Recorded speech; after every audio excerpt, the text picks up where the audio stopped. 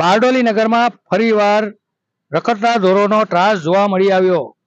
Shastri road પર આવેલ blue dot રેસ્ટોરન્ટની સામે બે આખલા બાખડ્યા હતા। આખલા બાખડતા આ વિસ્તારમાં અડધો કલાક જેટલો ટ્રાફિક સમસ્યા સર્જાઈ હતી। બાખડતા આખલાને જોઈને ત્યાંથી પસાર થતા વાહન ચાલકોએ વાહન થંભાવવાની ફરજ પડી હતી।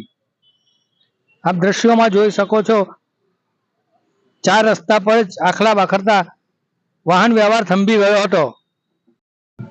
રાહદારી દ્વારા લડતા આખલાનું કેમેરામાં કેદ કરવામાં આવ્યા હતા। જોઈ શકો છો બંને જે રીતે લડી રહ્યા છે, તેને લઈ વાહન ચાલકોને હાલાકીનો સામનો કરી રહેવો પડ્યો છે।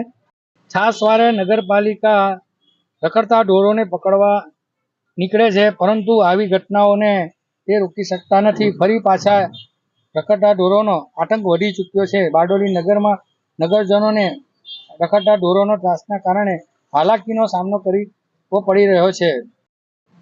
રસ્તા પર બેઠેલા અડીંગો જમાઈને ઢોરોનો ત્રાસ તેમજ આવી રીતે આખલાઓ લડતા હોય છે। અગાઉ પણ આ જ રીતે મયુર પાન સેન્ટર પાસે બે આખલાઓ લડ્યા હતા અને અનેક ટુ વ્હીલરોને નુકસાન પહોંચાડ્યું હતું।